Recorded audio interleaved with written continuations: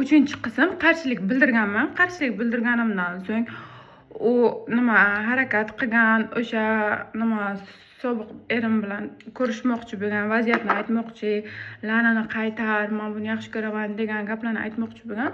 Lekin qanaydir men o'zim ham jur'atsizlik qilganman va bu narsaga yo'q deganman. Keyin u mendan xafa bo'lib, polni o'qishini Samarqandga ko'chirib ketgan.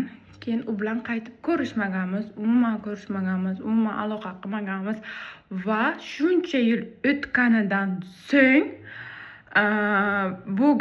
bu narsa bo'lganiga attiga bir hafta 10 kuncha bo'lib qolibdi. Shuncha vaqt o'tganidan so'ng men o'zimni ishxonamga, bilasizlar, nima onkologiya больницаga ishlayman.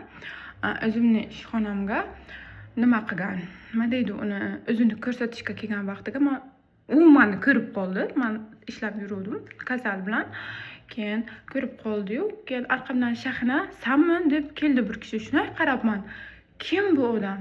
Meni qayerdan taniydi? Birorta yotib ketgan kasalmi? Yo Instagramdan ko'rganmi? Yo birorta eski tanishimmikin? Kursdoshlarimni ham to'g'risi ko'psini hafta esimdan chiqqan. Может, birorta kursdoshimdir degan xayollar o'tishni boshladi. Keyin "Siz kimsiz?" men aytdim. "Naqa, men" deb ismini aytgim kelmayapti. Men nima shuman dedi, shunday o'ylab "Sizmi?" deb keyin yana boshqatdan razm solsam, rostdan ham o'shanaqa soch prichoska, o'shanaqa klassический oq rubashka, qora shim, shunaqa kiyinishni yoqtirardi.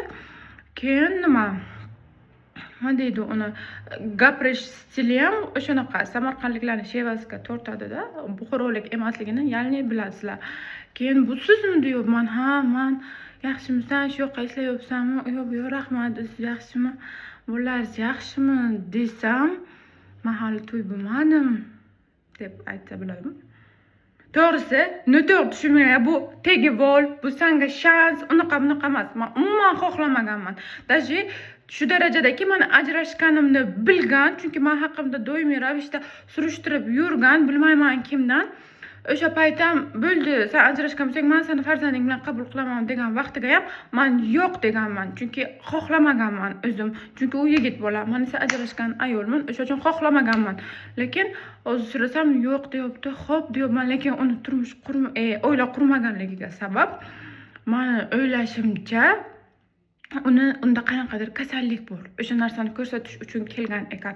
Samarqandlik doktorlar o'sha uchun bu yoqqa yuborishgan ekan. Uni aytishi bo'yicha qo'limdan kelgancha yordam berdim, maslahatlar berdim. Hozircha bu narsa aniq emas, tekshiruv jarayonida, keyinchalik bir hafta 10 kundan so'ng anig'i chiqadi deb aytishdi. Shu uchun bilmadim, sevgi o'tkinchi tuyg'u. To'g'risi uni shuncha yillardan so'ng endi yana boshqatdan ko'rgan vaqtimda oldingidaqa hissiyotlar, quvonch, endi sevgan insoningni ko'rganingda qanaqa xursand bo'lasan, nima deydi, hayot ko'zingga chiroyli bo'lib ko'rinadi. Unaqa hissiyotlar umuman yo'q. Nabarot, men hayron qolyapman. Hayratda qolyapman. Nima uchun bunday? Nima uchun bu yoqlarga keldi u degan fikrlar xayolimdan o'tdi. To'g'risi, umuman meni orqamdan kelibdi, meni yana qaytib отношенияni tiklamoqchi, yo'q degan fikrlar umuman kallamga kelgani yo'q. Lekin u o'zi haqidagi, o'zini organizmiga bo'ladigan jarayonlar haqidagini aytib bergandan keyin to'g'risi unga rahmim kelishni boshladi. Ko'rdinglarmi, taqdir qanaqa dunyo tor, qanaqa odamlar umuman boshqa viloyatda, boshqa mamlakatda bo'lsa ham nimalardirlar sabab bo'lib ko'rishib qolishadi. Bilmadim. Keyin nima bo'lganini batafsil yana videolarim davomida aytib beraman.